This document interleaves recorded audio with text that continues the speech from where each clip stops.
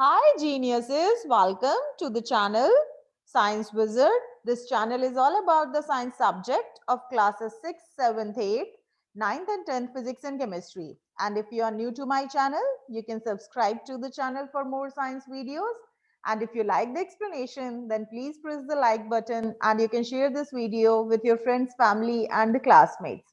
So the topic which we are going to discuss today is of class 7, chapter 11, respiration. So इस topic पे मैं already 2 videos बना चुकी हूँ, उसके लिंक मैं आपको डिस्क्रिप्शन बॉक्स में दे दूंगी, आप जाके चेक कर सकते हैं.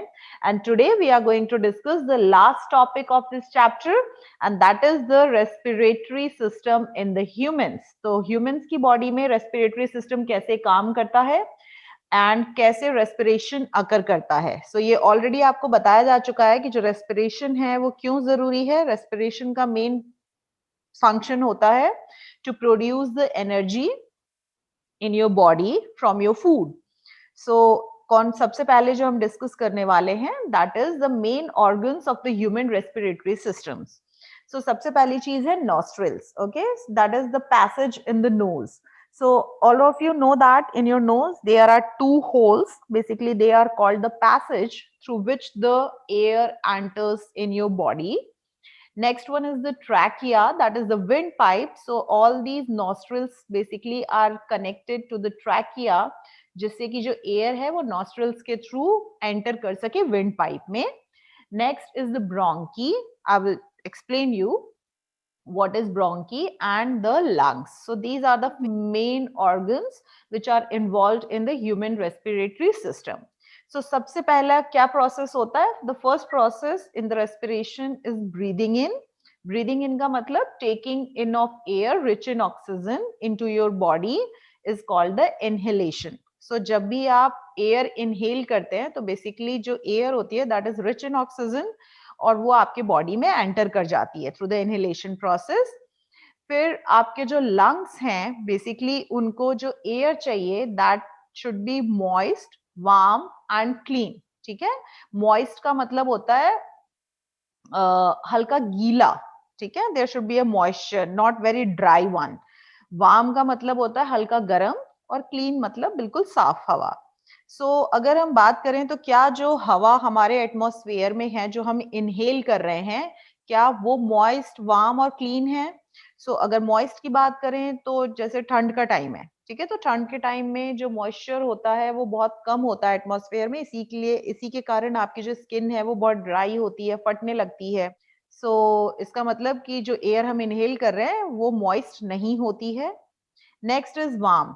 ठंड के टाइम में जो बाहर का टेम्परेचर होता है वो बहुत कम होता है जिसके कारण जो हवा है वो बहुत ठंडी होती है. इसका मतलब वार्म एयर भी हमारी बॉडी में एंटर नहीं करती है.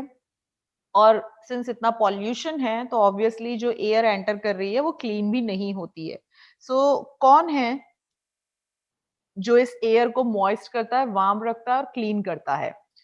as the air passage through our nostrils, जब आपके nostrils के थ्रू वो पास हो रहे होते हैं तो सबसे पहली चीज जब होता है आपके nostrils में is that the inner lining of your nose, okay, they secrete the slimy mucus. slimy का मतलब होता है चिपचिपा सा mucus secrete करते हैं. और कोई भी चीज अगर स्टिकी है, चिपचिपी है, दिस मीन्स दैट कि it has a moisture in it.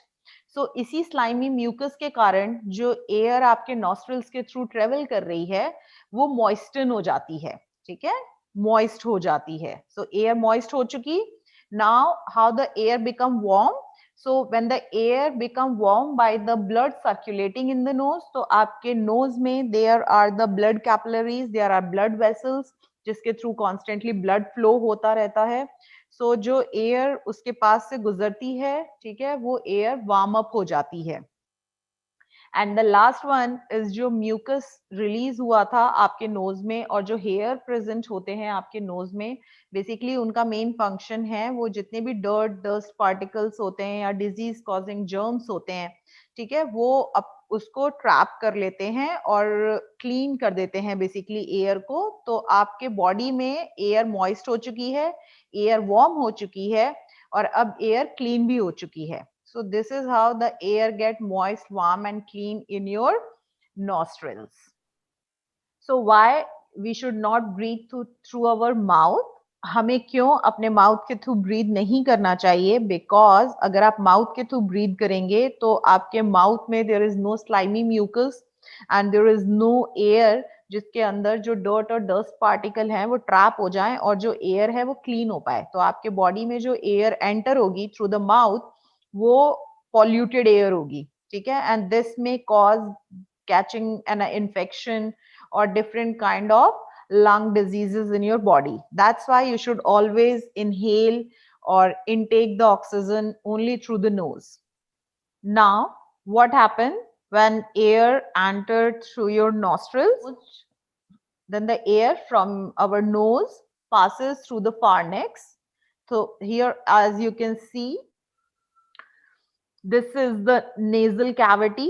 Okay जिसके थ्रू बेसिकली यहाँ पे जो होल्स होते हैं आपके नोज में they are called the nostrils through which the air enters and it becomes moist, warm and clean and then it is reaches to the pharynx. Okay, जो pharynx होता है basically वो separate करता है your air pipe and the food pipe and through the pharynx then the air reaches to the windpipe that is called the trachea. As you can see that this pipe is the trachea. So air आपके nostrils के through और pharynx के through pass होके it reaches to the trachea. Okay, and then you can see that ये जो trachea है ना ये फिर से इनमें ब्रांच हो रहा है, ठीक है, यहाँ पे देखो दो में वो डिवाइड हो गया ट्रैकिया आपका। तो ये जो दो में डिवाइड हुआ है इनको हम कहते हैं bronchi. As you can see that the bronchi is written here, these two branches. Okay, तो ये जो दो मेन ब्रांचेस होती हैं एयर पाइप की इनको ब्रोंकी कहते हैं। और फिर आप देखेंगे कि ये जो ब्रोंकी है इसमें से भी ये देखो छोटी छोटी सी ब्रांचेस निकल रही हैं। So they are called the bronchioles. ये स्मॉल स्मॉल ब्रांचेस जो कि ब्रोंकी में से निकल रही हैं उनको ब्रोंकियोल्स कहते हैं। और हर ब्रोंकियोल के एंड में as you can see there is a small white dots, ठीक है, they are the air bags which are called the alveoles and at the end जहाँ पे लंग आपका खत्म हो रहा है उसके नीचे there is a diaphragm. So we are going to discuss the function of each and every part of your respiratory system. So अभी तक हमने ये देखा कि जो एयर है वो nostrils के थ्रू या nasal cavity के थ्रू एंटर होके फार्नेक्स के थ्रू पास होके it reaches to the trachea. As and when the air reaches to the trachea, then it moves into the bronchs and then it goes into the further branch, small branches of the bronchi, that is the bronchioles. और जब air आपके bronchioles में पहुंच जाती है तो सबसे end में there are the air sacs, okay, जिनको कि आप alveoles भी कहते हैं। सो बेसिकली जो आपकी बॉडी में एक्सचेंज ऑफ गैसेस हो रहा है, एक्सचेंज ऑफ गैसेस मतलब कि जो आपने ऑक्सीजन इनहेल की है वो आपके ब्लड में जाएगा और आपके ब्लड में जो कार्बन डाइऑक्साइड है वो वापस आपके एयर में लंग्स में आएगा। तो ये प्रोसेस होता कहाँ है? बेसिकली ये होता है एल्वेलीज के थ्रू जो एयर सैक्स होते हैं। तो अब यहाँ पे क्या होता है, जो एयर सैक्स होते हैं basically they are connected to the blood vessels, वो ब्लड वेसल्स से कनेक्टेड होते हैं। और जैसे ही जो एयर है which is rich in oxygen वो आपके एल्वेलीज में पहुंचती है तो उसमें से जो ऑक्सीजन होता है वो get transferred into the blood और जितना भी कार्बन डाइऑक्साइड होता है वो ब्लड में से निकल के एल्वेलीज में आ जाता है। तो अब जो ऑक्सीजन है वो आपके लंग से ब्लड में पहुंच चुका है। So each bronchus divided into the smaller tube called the bronchioles and at the end of these there are the tiny air sacs, alveoles, okay, जो मैंने आपको बताया अभी छोटे छोटे से। और एक लंग में आपके एक साइड के लंग में there are almost 300 million alveoles होते हैं, ठीक है। और यहीं पर जब एयर जो है वो ब्रोंकी के थ्रू ब्रोंकियोल्स में पहुंचता है और फिर जब वो एयर सैक्स में पहुंचता है तो जो एल्वेलीज होती हैं उसके चारों तरफ ब्लड वेसल्स होते हैं और जो ऑक्सीजन उसमें प्रेजेंट होती है वो आपके ब्लड में चली जाती है और जो कार्बन डाइऑक्साइड उसमें प्रेजेंट होता है आपके ब्लड में वो वहां से एल्वेलीज में एयर सैक्स में चला जाता है। एयर सैक्स को ही एल्वेलीज कहा जाता है and basically the exchange of gases takes place in the lungs in alveoles। जो ऑक्सीजन आपके ब्लड में पहुंचा था फिर आपके ब्लड में there is oxygen carrier haemoglobin, so आपका ब्लड जो है वो ऑक्सीजन को कैरी करेगा to all the cells of your body, जहां पे कि वो यूज किए जाएंगे सेल के द्वारा to form the energy, to produce the energy. Okay, तो वहां पर एनर्जी कैसे प्रोड्यूस होती है, क्योंकि आपके जो ब्लड है वो ऑक्सीजन लेके पहुंचा है हर सेल में, और आपने जो खाना खाया है उसके थ्रू जो ग्लूकोज है वो पहुंचा है हर सेल में, और जब ग्लूकोज बर्न होता है इन द प्रेजेंस ऑफ ऑक्सीजन तो एनर्जी फॉर्म होती है फ्रॉम योर फूड, यहाँ पे फूड इज द ग्लूकोज, और कार्बन डाइऑक्साइड रिलीज होती है हर सेल में, क्योंकि वो कार्बन डाइऑक्साइड जो है वो सेल के लिए वेस्ट प्रोडक्ट है, तो वो वापस से ब्लड में आ जाता है और ब्लड के थ्रू फिर से वो लंग्स तक पहुंचता है। और मैंने आपको अभी बताया था लंग्स में एक्सचेंज ऑफ गैसेस एल्वेलीज में होती है। वो कार्बन डाइऑक्साइड जो है वो ब्लड से फिर आपके एल्वेलीज में पहुंचता है एयर सैक्स में, फिर वो एयर सैक्स के थ्रू, क्योंकि air sacs are connected to the bronchioles जो छोटी छोटी सी ब्रांचेस हैं, और फिर वो ब्रोंकियोल्स के थ्रू पहुंच जाता है ब्रोंकीज में, और फिर ब्रोंकीज के through it reaches to the air pipe, और एयर पाइप जो होता है वो कनेक्टेड होता है आपके नॉस्ट्रिल से,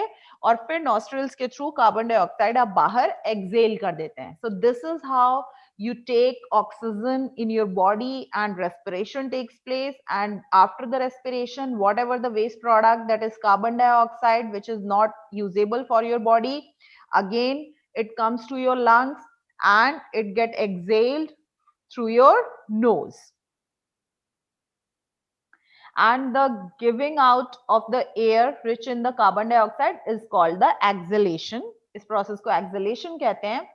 अब now what is the function of that diaphragm in the diagram? Okay, so how the air enters the lungs? So when we breathe in air, so जो diaphragm होता है, क्योंकि जब आप air अंदर ले रहे हैं तो आपने देखा है जब बलून में हवा भरते हैं आप उसको ब्लो करते हैं तो जो बलून है उसका साइज इंक्रीज हो जाता है, ठीक है। तो सिमिलरली जब आप एयर आपके लंग्स में एंटर हो रही है तो आपके जो डायफ्राम है, ठीक है, वो नीचे की तरफ चला जाएगा so that it increases the space in the chest cavity, जिससे कि चेस्ट कैविटी में इतनी जगह हो पाए और सारी की सारी एयर जो है वो लंग्स में एंटर कर पाए, और इसके कारण जो लंग्स हैं वो एक्सपैंड हो जाते हैं, और इसीलिए जो डायफ्राम है वो नीचे हो जाता है ताकि लंग्स इजीली एक्सपैंड हो सके और लंग्स में एयर एंटर हो सके।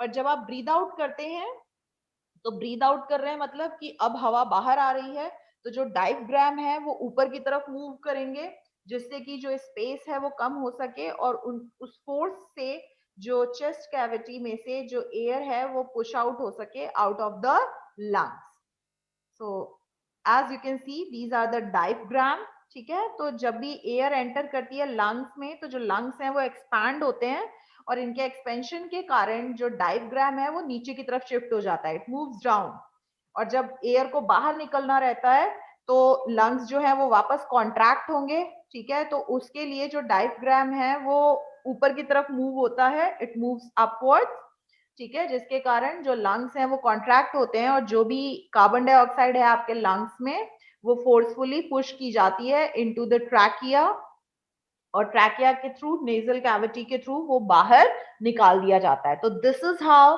The human respiratory system works and how the respiration takes place in the human body in order to produce the energy. So now we are going to discuss the difference between the combustion and the cellular respiration. So combustion का मतलब क्या होता है? combustion का मतलब होता है burning of anything in the presence of air. जैसे लकड़ी बर्न हो रही है, आपकी जो एलपीजी गैस है वो बर्न होती है, कोई भी फ्यूल जो बर्न होता है, anything, any substance which burn in the presence of air. So जो कंबशन होता है वो बहुत ही फास्ट प्रोसेस है, बहुत जल्दी हो जाता है। आपने देखा है जो पेट्रोल है वो बहुत फास्ट बर्न हो जाता है, एलपीजी गैस, लकड़ी आप बर्न करते हैं।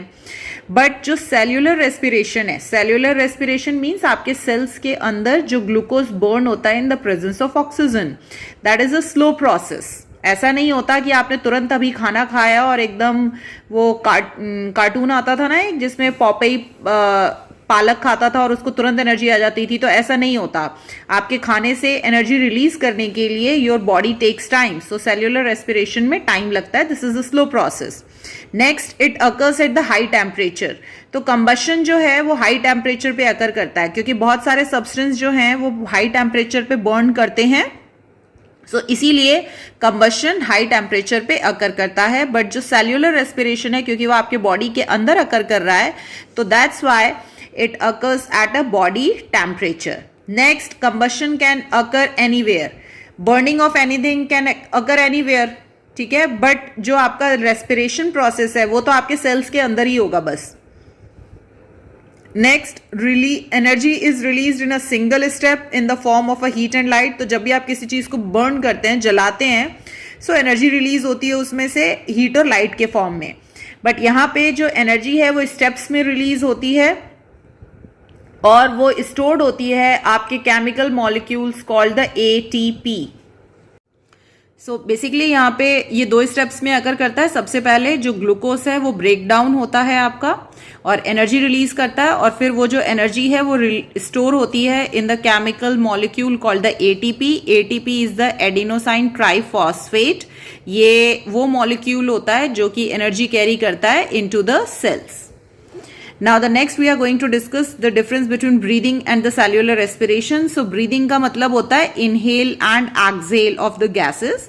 So आप inhale करते हैं ऑक्सीजन, exhale करते हैं carbon dioxide. So it is a physical process. Physical process means कि there is no chemical change. ठीक है, कोई केमिकल चेंज नहीं होता, कोई नया प्रोडक्ट फॉर्म नहीं होता, क्योंकि जब रेस्पिरेशन हो रहा होता है, at the time of respiration जो ग्लूकोज है that breaks down into carbon dioxide and water. So वहां पे ग्लूकोज से कार्बन डाइऑक्साइड और वाटर बन रहा है, तो नया मॉलिक्यूल फॉर्म हो रहा है। That's Y cellular respiration is a chemical change, chemical reaction is going on their. But breathing में कोई केमिकल रिएक्शन नहीं होती है, वहां पे कोई नया मॉलिक्यूल फॉर्म नहीं होता है। That's why it is a physical process, no chemical reaction takes place. Breathing जो होता है वो बेसिकली सेल्स के बाहर अकर करता है और जो रेस्पिरेशन है वो सेल्स के अंदर अकर करता है। और ब्रीदिंग में कोई एनर्जी रिलीज नहीं होती और सेल्यूलर रेस्पिरेशन में एनर्जी रिलीज होती है। So this is the basic difference between the breathing and cellular respiration. So this is it for this chapter, and in the next video we are going to discuss the question and answers of this chapter.